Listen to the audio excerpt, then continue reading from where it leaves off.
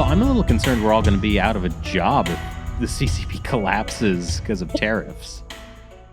It's one of those things. There was this long rumored urban myth about Chinese parables. May you live in interesting times.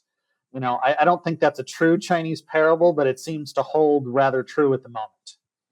Oh yeah, that was a purported Chinese curse, right? May you live in interesting times. Well, we definitely live in interesting times.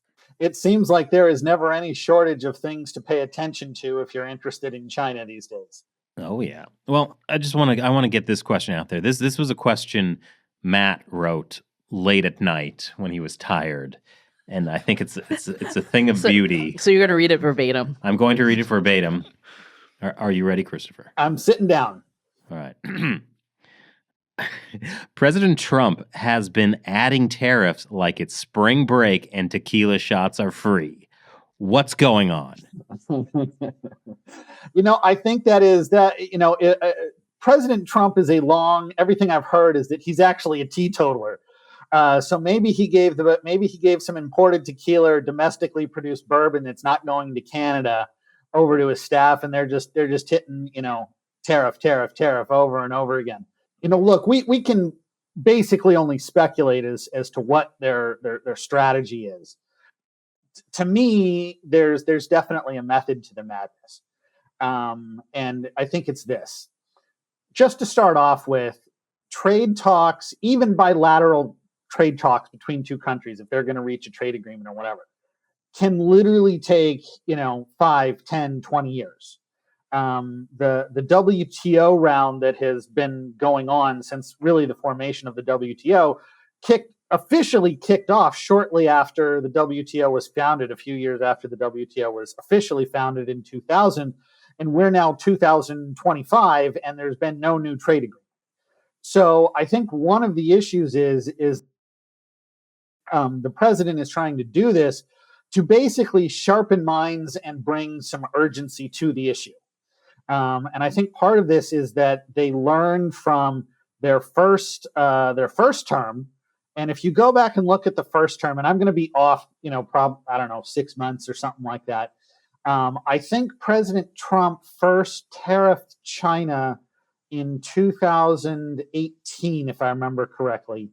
And then there was some type of trade agreement with China reached in, I believe it was 2019, sometime in the middle of 2019. And then basically he lost the election in 2020. Okay. And so basically, I think part of what we're seeing is that they said, we're not going to put ourselves under that time constraint. So from day one, almost, we're going to put this on a rocket ship. Okay. So I think that's part of what's driving it. So then the next logical question is, well, wait a minute, why are we tariffing other places and other countries if the focus is China? And I think there's multiple issues there. Number one, what you see, and you see this most directly in places like Mexico and Vietnam. I think, and I'd have to go back and run the exact numbers where they stand now, but U.S. trade with China since 2018, when Trump first started implementing tariffs, has fallen by, I believe, about 50%, rough number. Okay. So it's down about 50% from its high. But one thing that happened is that as direct Chinese trade with the U.S. fell significantly, a lot of those U.S. imports got directed to Mexico and Vietnam. Part of that is good. Part of that is good. Okay, because some of that trade that's going to Vietnam is not really going to come back to the United States for many reasons. Okay. But what happened at the same time? Chinese exports to Mexico and Vietnam rose substantially. Okay.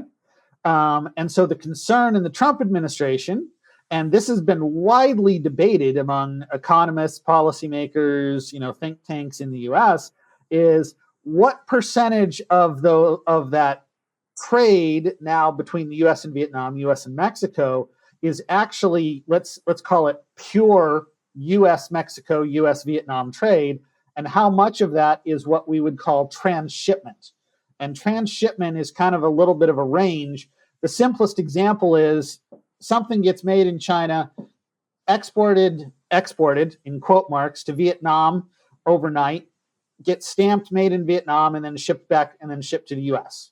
Okay, to avoid the tariffs. Okay, so one of the things that the Trump administration is quite clearly trying to do is to reduce that type of trade.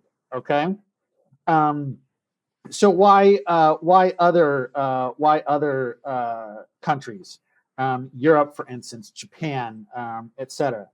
And I do think it's going to be a little bit individual as to what specifically the Trump administration is looking for. Sometimes it's security issues. Sometimes it's their relationship with China. Sometimes it will be just economic issues. But there absolutely are a range of issues, and a lot of them have to do with China, about how those countries are behaving. And the reality is, implementing tariffs gives you significant leverage to say we need to negotiate these issues. It is effectively the diplomatic version of sticking a gun to someone's head and saying, look, we're going to talk about this whether you like it or not. But without that leverage, a lot of countries would simply not, seriously engage in negotiations on a variety of issues. Thank you for watching this clip. I know you want to learn more, so now it's time to watch our full hour-long podcast. It's available only for subscribers on our website, Uncensored.tv. So check it out, learn more, and you'll be supporting what we do at the same time. Link is below.